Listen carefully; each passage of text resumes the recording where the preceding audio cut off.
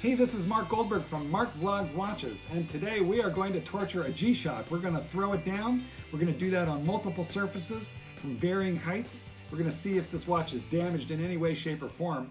But before we get to that, a couple quick housekeeping things. First, please like and subscribe to this video. I would really like you to be a subscriber. I talk watches, Rolex, G-Shock, Seiko, any kind of watch that you'd like to talk about. That's one thing, so please subscribe.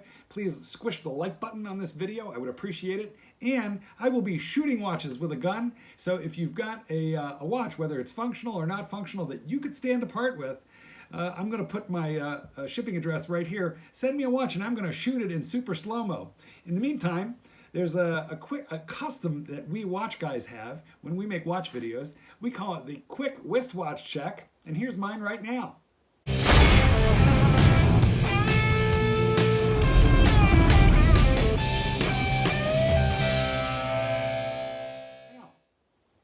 I'm wearing a Ball World Timer. Now, let's get on to the G-Shock and torturing that puppy. Here's a look at the watch in question. This is actually my favorite work watch. It's a G-Shock, and of course they are intended to take a little bit of a beating, but I am going to be repeatedly dropping this thing on various floor surfaces from tile to hardwood floor. And yeah, let's see how she does. Anyway, I really like it, and you'll see it has a little bit of wear, but not too much. So here, as you know, it's going to take a drop flat on the crystal, but that crystal is recessed inside the bezel, so it is definitely going to protect, the glass, and we're not going to have a break.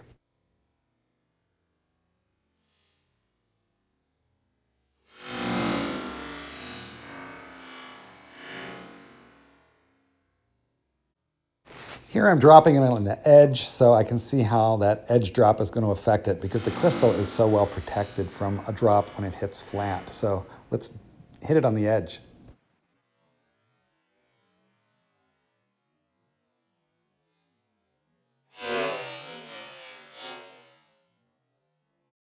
Well, let's take a look around this G-Shock. It has now been dropped multiple times, and I would have suspected it would be more susceptible to damage than a G-Shock, which is made out of plastic, but this one is metal. Here I've dropped it on the back, and you know, take a close look. There's like nothing wrong with it. It just seems like I can't hurt it.